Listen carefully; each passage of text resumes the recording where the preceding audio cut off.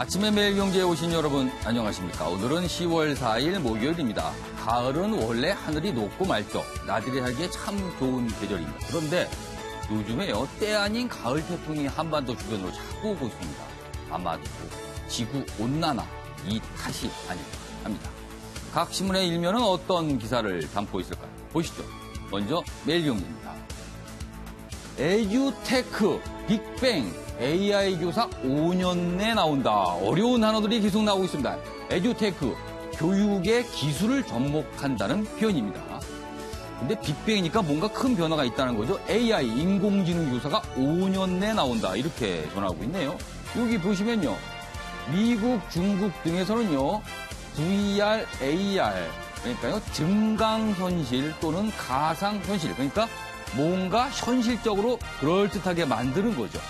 AI가 이런 구현을 하면서요, 교육에 적용할 수 있게 된다. 이렇게 됩니다. 그래서 지금 미국과 중국의 흐름을 보면 5년 내에 AI 교사가 등장할 수 있다.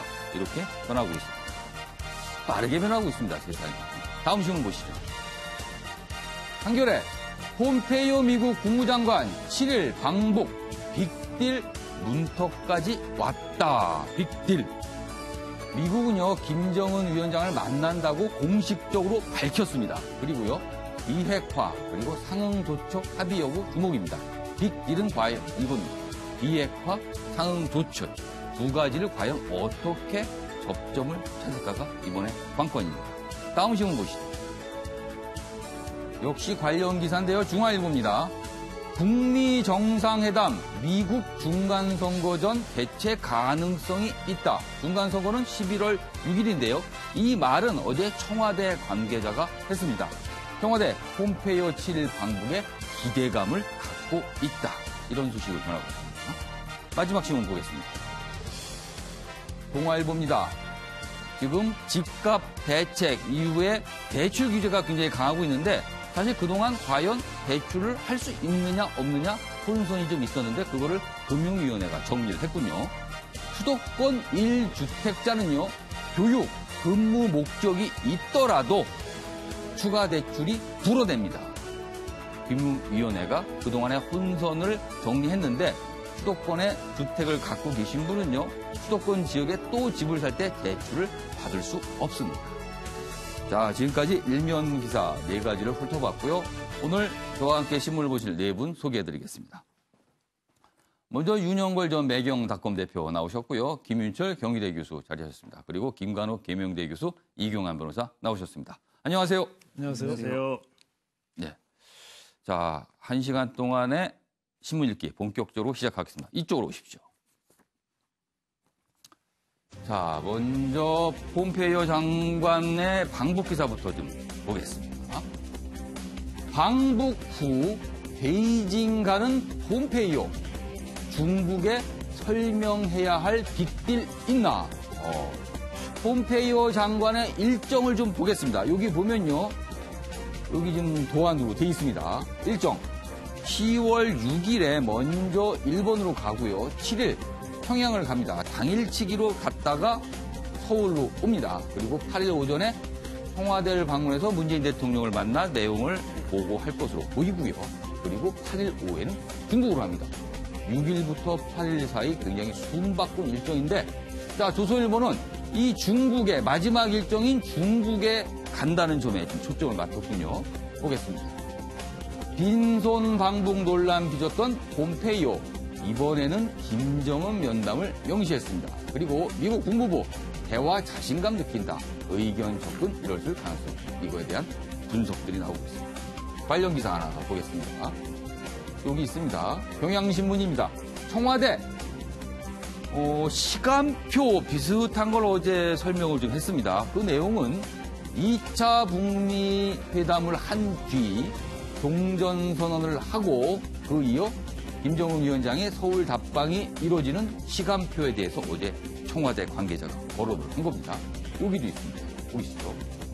청와대 핵심 관계자는 이날 기자들을 만나 중간선거 이전이라도 2차 북미 정상회담 가능성이 커진 것 아닌가 하는 생각이 든다.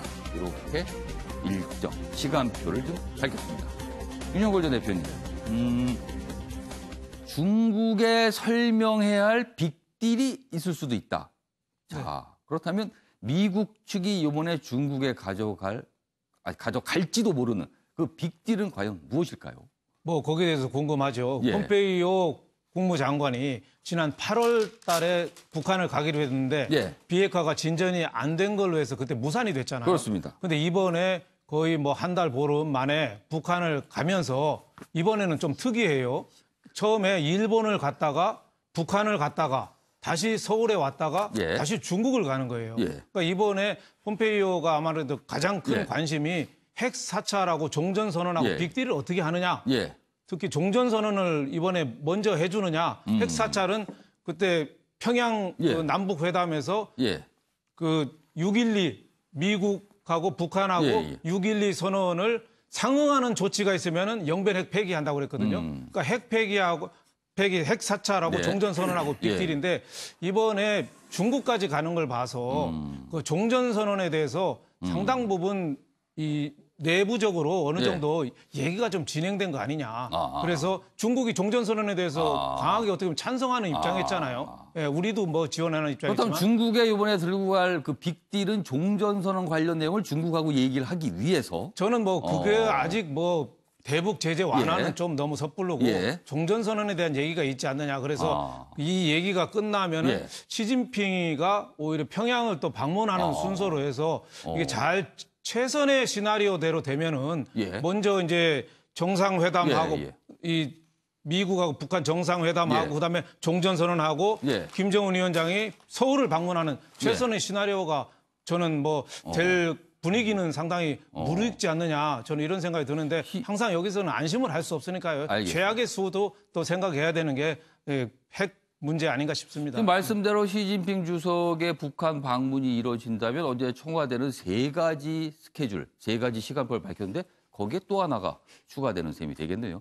여기서 폼페이오 장관의 발언 저희가 영상으로 준비했습니다. 보시죠. I'm very happy to be going back to get another chance to continue to advance the commitment that Chairman Kim and President Trump made back in Singapore in the second week of June. President Trump's comments are exactly right. This is a long-term problem. This is 네, 김구라 교수님. 네. 폼페이오 장관이 어렵게 이번에 이제 방북을 하게 됩니다. 당일치기를 하는 걸 봐서는 이미 사전에 많은 조율이 됐다고 보여지는 분석이 꽤 나오는데 트럼프 대통령의 친서를 들고 갈 가능성도 나오고 있어요.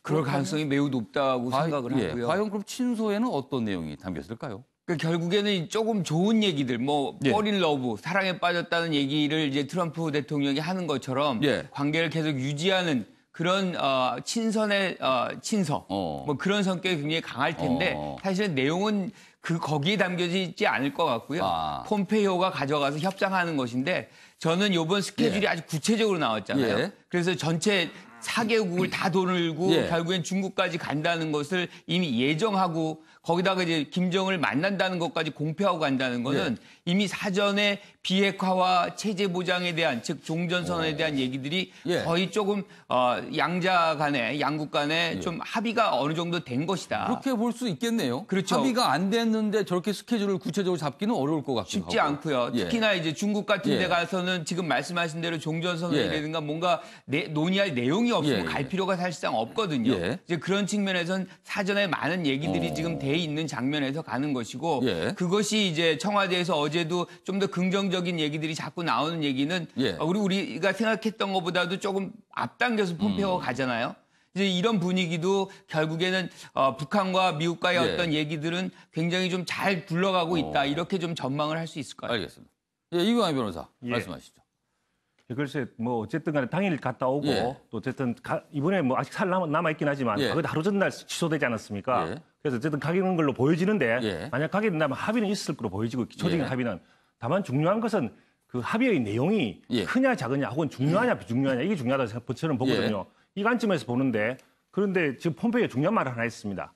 자기는 합의에 있어서 비핵화에 있어서 시간이 중요하지 않다. 이런 발언을 했거든요. 그런 의미는 뭐냐면은 합의는 있을 수 있지만 그 크기 자체는 그러니까 속도를 빨리 할 수 있는 합의는 크지 않을 수가 있다. 아. 저는 이렇게 봅니다. 예. 그래서 지금 합의라고 하는 것은 예. 북한이든 미국이든 다 필요합니다. 미국의 경우에는 지금 중간선거를 바로 앞두고 예. 있기 때문에 어떤 성과를 보여야 될 입장이고요. 예. 북한의 입장에서도 빨리 대북 제재 해제라든지 어떤 성과를 계속 보여야 북한 내부에 예. 어떤 문제를 다 해소할 수가 있기 때문에 예. 합의를 하되 예. 그 속도를 조정하는 선에서 서로 합의를 하고 또 시간을 끄는 그것으로 가게 되면 각국을 4개국을 다 도는 것도 예. 그런 점에서 설명이 충분히 된다고 보여집니다. 그렇다면 지금 신문들은 좀 빅딜 가능성을 고르는데 지금 이경환 변호사 전망대로라면 빅딜보다는 스몰딜, 아주 좀 찔끔 정도 합의하면서 또 다시 만나죠. 이럴 가능성이 있다고 좀 보시는 거네요. 그렇다면. 그렇습니다. 알겠습니다.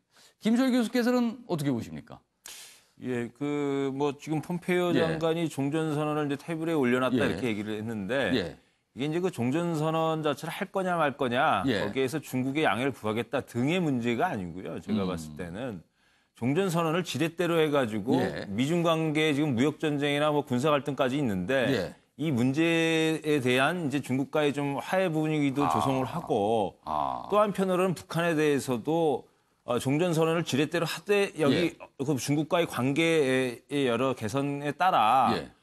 또 뭐 대북 경제 제재라든지 이제 이런 부분들을 어디 전까지 풀 것이냐 이것을 이제 그 가늠하는 중국의 입장에서는 미국에 대해서 북한에 대해서 조금 더 전향적으로 예. 비핵화할 테니까 예. 상응 조치 취해주라라고 할 거고 미국은 종전선언을 중심을 놓고 예. 여기까지만 하겠다 대신 우리 미국과 중국과의 관계는 좀 개선을 하자. 이런 여러 가지 이제 지금 그러네요. 폼페이오 포석들이 놓여져 장관은 있겠죠. 국무장관이거든요. 그렇습니다. 외교를 담당하기 때문에 지금 중국과 무역 전쟁 수준으로 가고 있는데 그 부분 굉장히 지금 현안이거든요. 예. 그렇다면 트럼프 대통령 역시 그냥 한 건으로 끝나는 게 아니라 이것저것 다 얹혀서 이번에 한번 해결해 그렇죠. 보겠다. 예. 이런 분석도 가능할 것 같습니다. 지금 김철 교수님 말씀대로. 알겠습니다. 자, 이 기사는요. 오늘 조선일보에서 난 건데 좀 눈에 띄어서 저희가 한번 소개해 보도록 하겠습니다. 북한 해커 조직 해외에서 1조 원 탈취 시도했다. 이런 내용이 지금 나오네요. 자, 이 기사가 출처가 어딜까요? 이번에 보면요. 미국 보안업계인데 여기 보면 이쪽에 있습니다. 이번 발표는요. 파이어아이라는 이런 정보 관련 분석 기업인데 이 파이어아이와 정보기관이 전산망을 분석하는 과정에서 이런 사실을 발견했다. 이렇게 나오고 있습니다. 이 해커 조직 이름이 이렇습니다. APT38. 우리말로 풀이하면요. 지능형 지속 보안 위협 38. 이건 아마 그쪽 보안 업계에서 그냥 지은 이름이겠죠. 근데 아무튼 이런 해커 조직이 해외에서 1조 원을 탈취하려고 했다. 어떤 내용일까요? 미 보안기업, 미국, 멕시코 등 최소 11개국 금융기관 NGO를 해킹했다. 2014년부터 수억 달러를 북한에 빼돌렸는데요. 한국으로 가던 돈도 가로채기도 했다. 이런 내용도 있다네요. 글쎄요, 이게 지금 북한이 2014년이면 한참 제재를 받고 있는 지금까지 제재를 받는 국면에 북한이 이런 식으로 돈을 확보했다. 김건학 교수님, 글쎄요, 이 보도를 좀 어떻게 봐야 될까요? 그러니까 일단은 이제 혐의죠. 공식적으로 예, 이게 일단은 혐의인 것 완전히 이제 같습니다. 확정된 건 아니고. 예. 그런데 지금 우리가 그때를 상상한다 그러면 북한이 제재가 굉장히 강도 높게 예. 받던 그런 시기고. 이른바 이제 북한의 돈줄이 말랐다 그렇죠. 이런 식입니다. 금전적으로 굉장히 어려웠을 때이기 때문에 여러 가지 행위를 할 수 있는데 예. 사실은 지금의 상황, 즉 북한이 정상 국가화되고 하나의 어떤 국제사회 일원으로서 지금 나가려고 하는 이런 상황에서는 예. 더 이상은 이런 이제 일종의 혐의를 예. 받는 그런 행태들이 반복돼서는 안 되겠죠. 뭐 해커를 예. 해킹을 하는 것이 예. 뭐 단지 북한만은 아니죠. 예. 모든 나라에서 예. 해킹 그룹들은 다 있지만 예. 이렇게 우리가 북한에서 한다 그러면 북한은 통제사회잖아요. 예. 그러니까 분명히 이제 정부와 연관된 가능성이 굉장히 높게 인식되기 북한에서 때문에 민간이 뭐 알아서 해킹했다. 그렇죠. 이거는 그럴 어려운 것 개연성은 같습니다. 별로 없기 때문에 예. 이런 부분에서는 이제 북한도 이런 일종의 국제 범죄 행위라든가 이런 예. 혐의를 받지 않도록 노력을 해야 되겠죠. 이규환 변호사는 어떻게 보세요? 예.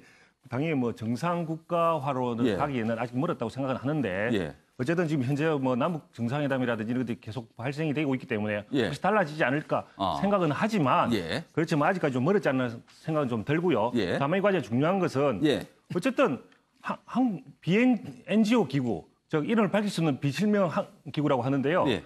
정말 그 기구가 어딘지 궁금한데 예. 그 기구가 한국에 보내는 돈을 이미 가로챘다. 그러니까 송금을 하는데 중간에 그걸 가로챘다. 가로챘다 뭐 이렇게 이런 이야기를 얘기입니다. 하고 있을 뿐만 아니라 예. 또 한국 관련 송금관리 데이터를 좀 축적하고 있다. 이렇게 보도가 나오고 있거든요. 예. 그런 것이라면 분명히 우리나라 금융당국에서도 예. 알고 있었거나 예. 최소한 알 수 있어야 된다고 보긴 하는데요. 예. 과연 그렇게 했는지, 이 보도에 대해서 어떻게 입장을 가지고 있는지 예. 이 보도에 대해서 빨리 입장이 나와야 될 것 같습니다. 만약 실제로 예. 돈을 탈취당했다든지 예. 혹은 데이터가 축적되어 있는 게 맞다면 예. 그 시스템도 바꿔야 되고 그 부분에 대해서 어떤 왜 그렇게 됐는지에 대한 어떤 긍정 내지는 어떤 비판 예. 이 결과에 대한 설명이 또 있어야 될 것 같습니다. 뭐 아직까지는 의혹 내지는 혐의이기 때문에 관련 아마 후속 보도가 뭐 우리나라나 아니면 미국에서 나올 것 같습니다. 한번 기다려 보겠습니다.